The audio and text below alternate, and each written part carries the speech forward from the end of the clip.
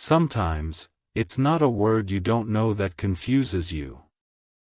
It's a sentence that feels like it wasn't meant for you at all.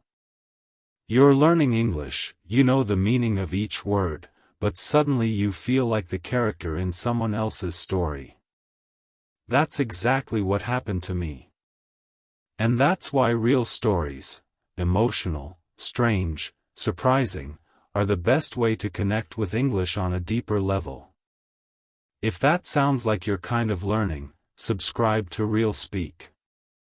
Let's get into it. It was a normal afternoon. Cloudy sky. Slight breeze. I was walking through the park near my apartment, not looking for anything in particular. I'd had a long day and just wanted to sit somewhere quiet, clear my head, and maybe scroll on my phone for a bit. I spotted an empty bench under a tree, not too sunny, not too shady, and sat down with a small sigh. My bag dropped to the ground beside me. That's when I noticed someone was already sitting on the far end of the bench. An older man, maybe in his late 60s. He was wearing a gray coat and a wide-brimmed hat, the kind you don't see much anymore. He looked straight ahead, didn't move when I sat. I didn't think much of it, public bench, public space. But then, without turning his head, he said in a calm, almost relieved voice, "You came. Finally." I blinked. I wasn't sure I'd heard right. Maybe he was on the phone, I thought, but I didn't see any device. I looked at him. His face was calm, eyes still watching the trees in front of us. "Sorry?" I said. He slowly turned toward me and smiled gently. "It's all right. You don't remember yet. That's fine. Now, I speak decent English. I understand questions, jokes, even sarcasm. But this felt like a line from a movie I hadn't seen. My mind searched for possible explanations. Was he mistaking me for someone else? Was this a prank? Was he okay? I looked at him again, more carefully this time. His eyes were kind. Sad, but kind. "I've been waiting here," he said, "every day. Same time. I knew you'd show up when you were ready."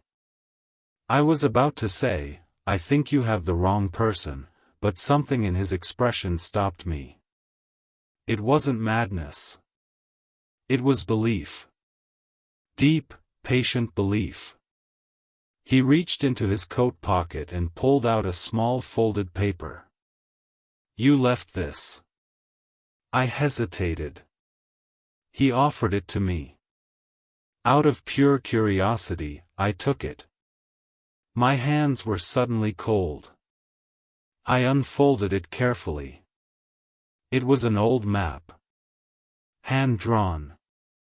With strange little symbols and names I didn't recognize. But one thing stood out, a small bench drawn near the edge.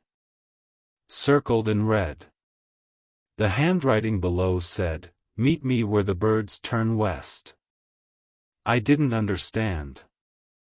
Yet somehow, the moment felt heavier than it should. I looked up, but the man was already standing.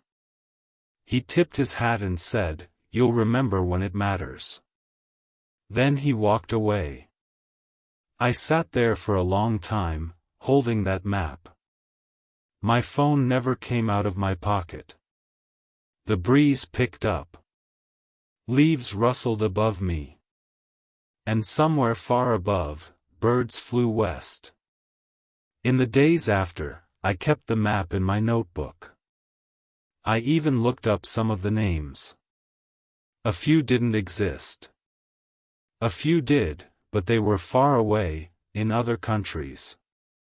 Still, something had changed. I started noticing things more, bench carvings, murals, strange coins in cracks of the sidewalk. My routine had become a little more curious. A little less ordinary. And that's how learning works, too. You don't just memorize grammar. You open yourself to things that feel strange. You sit with confusion and let it speak. That day, I didn't learn new vocabulary, I learned new attention. And in English, that's powerful. So what did you get from this story? You learned words like brim, relieved, hesitate, unfold, and curious, not through a list, but through experience. And you practiced understanding the feeling behind the language, not just the meaning. If this story made you think, or gave you new words to hold on to, subscribe to RealSpeak for more stories like this. And tell me in the comments, has a stranger ever said something to you that stuck in your mind? Thanks for sitting on this bench with me today. See you in the next one.